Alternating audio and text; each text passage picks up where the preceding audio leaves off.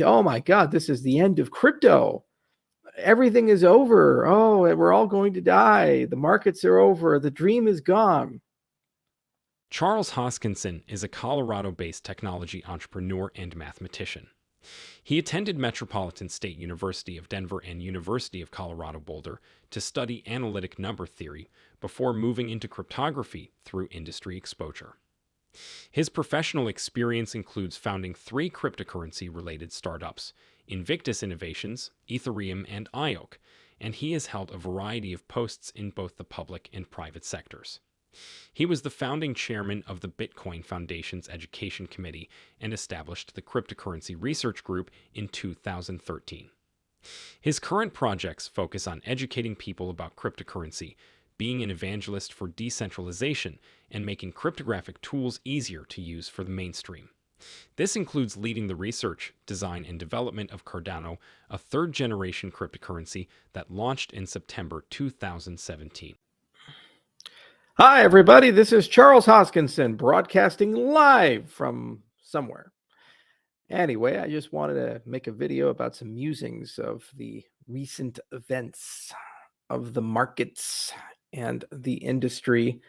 I've been in this space for almost a decade now, and I remember Bitcoin before it was $1, and then going up to 30, then down to 4, then to 250, then to 80, then to 1200, then down to 250 again, then up to 20,000, then down to 4,000, then to 64,000, and now we're in the 30s.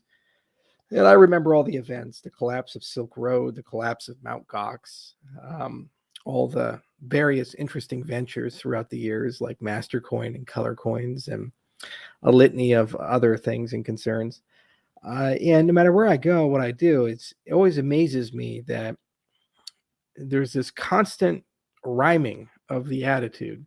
So the old guards, nothing phases us anymore. We've seen everything twice just to make sure we didn't miss anything. The new people, the minute that something occurs, like for example, the collapse of a stable coin or the collapse of BitConnect or these types of things, then they say, oh my God, this is the end of crypto.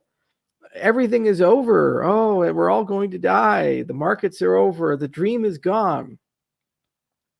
What's happening right now is there's over $300 trillion of institutional money floating around the world looking for a home. The last 20 years in particular, there's been a hyper acceleration in the printing of money. This is what Ron Paul was talking about, all the Austrians were talking about, and nobody really listened to them. America went from $4.5 trillion in a national debt and a surplus to over $30 trillion, and the prospect of a 3% interest rate, meaning it costs you $1 trillion a year just to service your debt. This is not healthy. The world economy is not healthy. And there's now the biggest division ever between the retail investor and the institutional investor. The institutional investor, they have basically a mandate to go and push somehow, some way with their trillions of dollars under management, 10, 15% returns. Now, 10, 15% returns on top of inflation of 20%. They're doing all kinds of monkey business and shenanigans.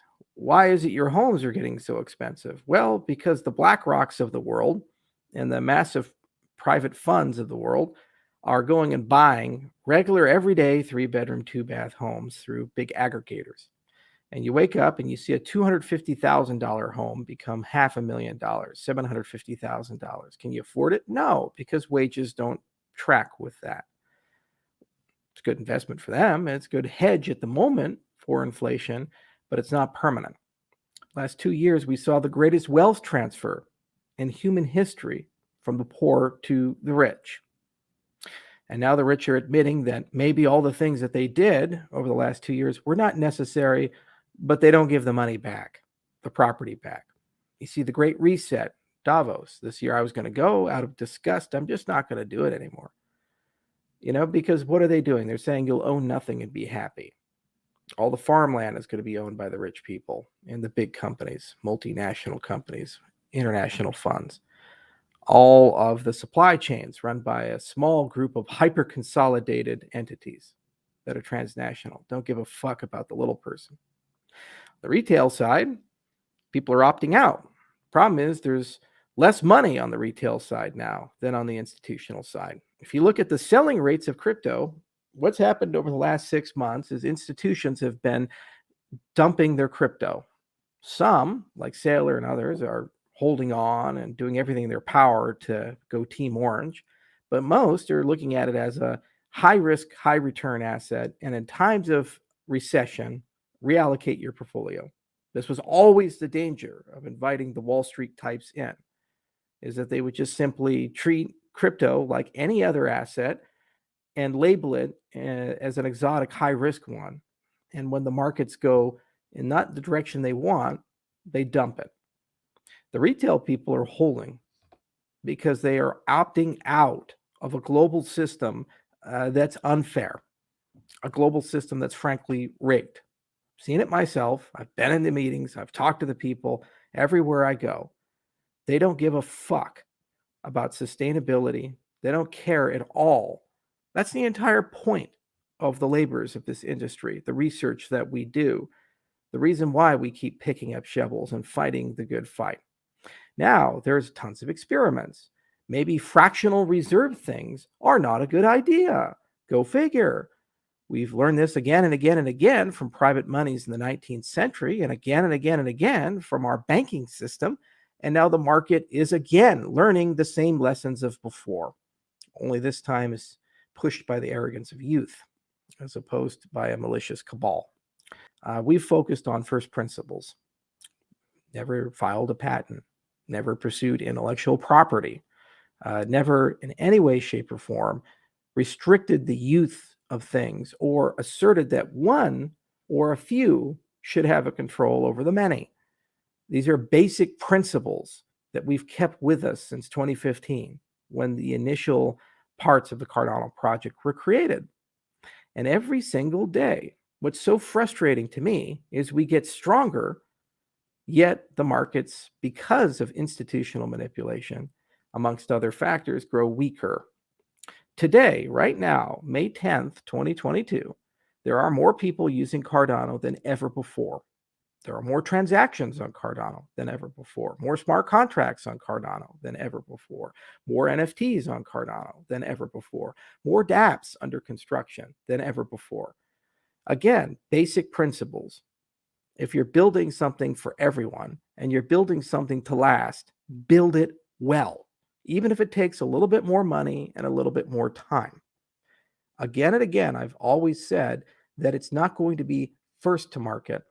It's going to be best to market, and those who exhibit stability and resilience in the bad times that survive. That's why today we're stronger than we've ever been in the history of the project.